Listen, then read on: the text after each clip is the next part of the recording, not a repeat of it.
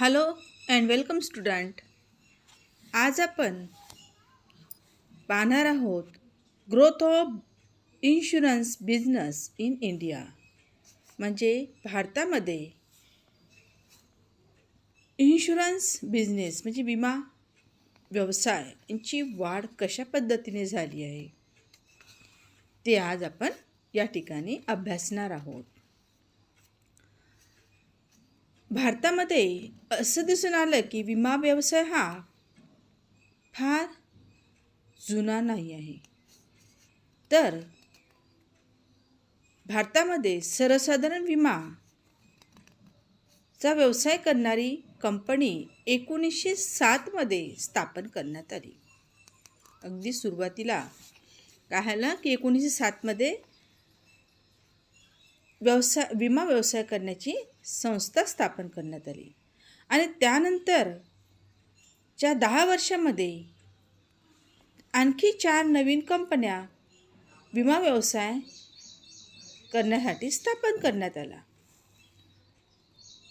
परंतु 1929 नंतरच सर्वसाधारण विमा व्यवसायाला खऱ्या स्वरूपात प्रगती प्राप्त झाली असे या ठिकाणी दिसून आले. आणि 1959 पर्यंत सर्वसाधारण विमा व्यवसायामध्ये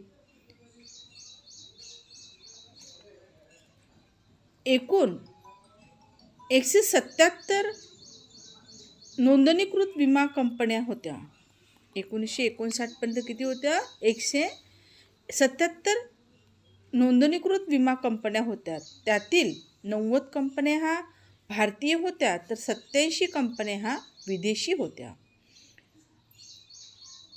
अशा प्रकारे 1929 या सर्व कंपन्यांनी 213 लाख रुपयांचा सर्वसाधारण विमा उतरवण्याचं काम केले. आणि 1959 पर्यंत ह्या कंपन्यांचा विमा हप्त्यामध्ये 35 कोटी रुपये वाढ झाली. त्यानंतर LIC म्हणजेच लाईफ इन्शुरन्स कंपनीचे राष्ट्रीयकरण करण्यात आले आणि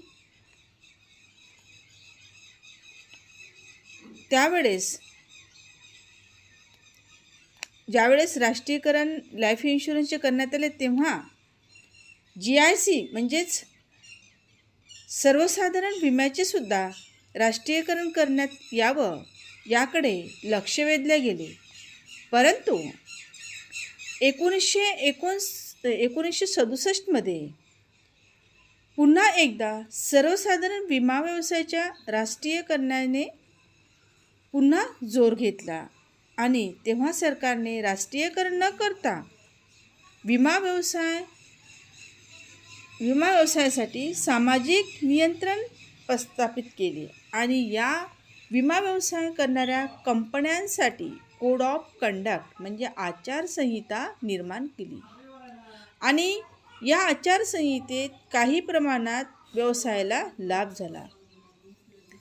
आणि 1969 14 व्यापारी बँकांचे राष्ट्रीयकरण केल्यानंतर पुन्हा आणखी एकदा सर्वसाधारण विम्याचे राष्ट्रीयकरण करावे अशी मागणी करण्यात आली. आणि शेवटी 1971 एक खास वटहुकूम निर्माण करण्यात आला आणि त्या वटहुकमाच्या अंतर्गत 1971 म्हणजेच 13 मे 1971 सर्वसाधारण विम्याचे राष्ट्रीयकरण करण्यात आले. आणि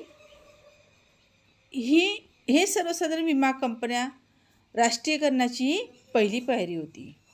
त्यानंतर मग या कंपन्यांवर सरकारने कस्टोडियन्स नियुक्ती केला आणि 27 जून 1969 सर्वसाधारण विमा व्यवसाय म्हणजे राष्ट्रीयकरणाचा विमा कायदा हा लोकसभेमध्ये पास करण्यात आला.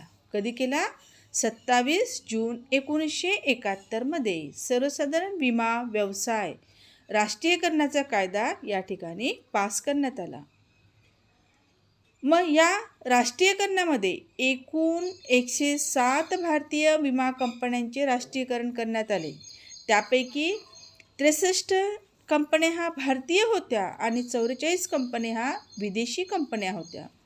आणि यामध्ये 44 भारतीय कंपन्यांची एकूण संपत्ती 188 कोटी होती, तर परकीय कंपन्यांची संपत्ती या ठिकाणी 29 कोटी एवढी होती.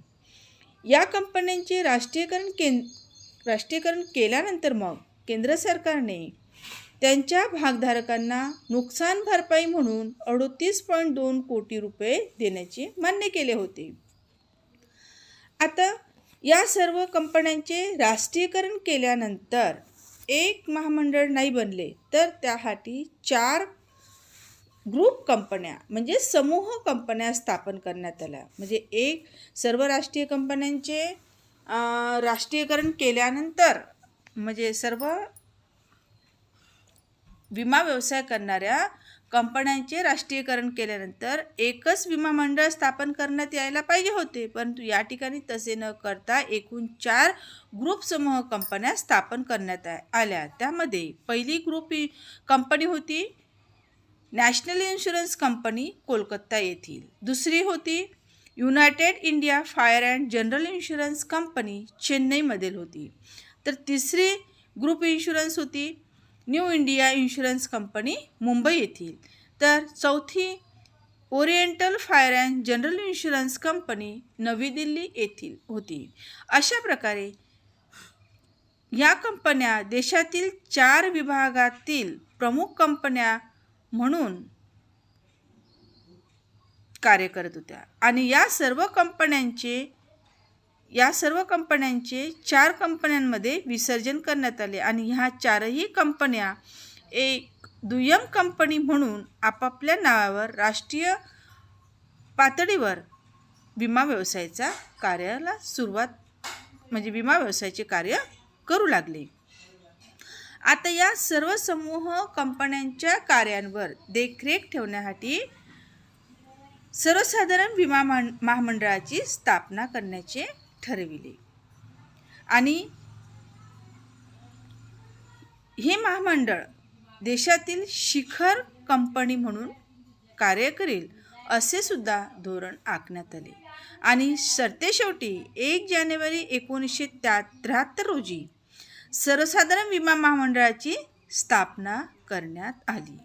कधी करण्यात आली सर्वसाधारण विमा महामंडळाची स्थापना? 1973 1 जानेवारी.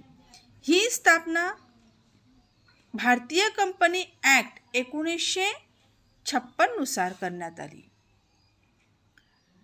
या महामंडळाचे अधिकृत भांडवल त्यावेळेस 75 कोटी रुपये होते, तर भरणा भाग भांडवल हे 5 कोटी रुपयाचे होते. आणि भारतातील सर्वाधिक भांडवल असणारी ही सर्वसाधारण विमा महामंडळ होते.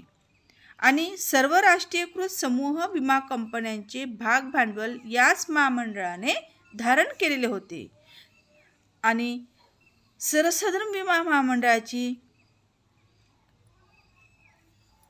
केंद्रीय कार्यालय हे मुंबई येथे स्थापन करण्यात आले होते. सर्वसाधारण विमा महामंडळावर अध्यक्ष म्हणून सरकार अध्यक्षाची नियुक्ती ही केंद्रीय सरकारच्या द्वारे केली जाते. तसेच त्याच्या हाताखाली व्यवस्थापकीय संचालक आणि 10 संचालक असतात.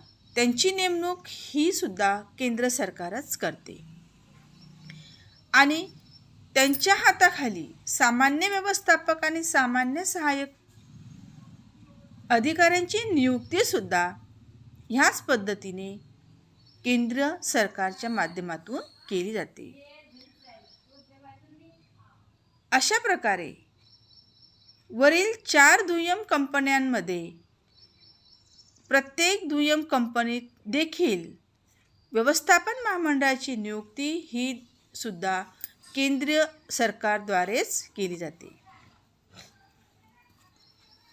आणि 1973मध्ये जेव्हा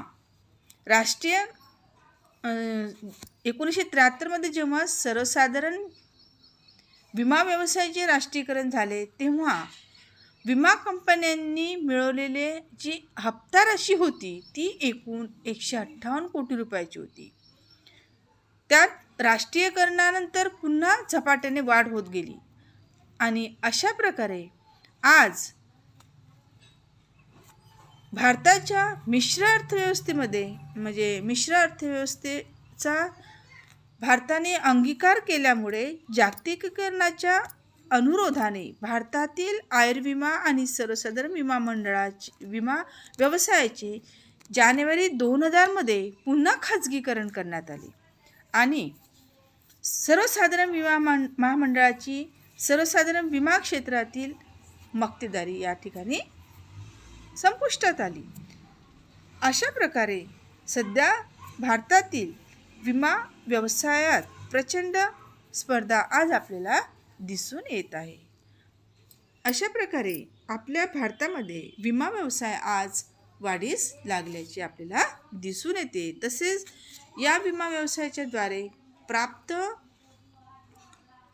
विमा हप्त्यांची रक्कमसुद्धा आज वाढलेली या ठिकाणी दिसून येत आहे.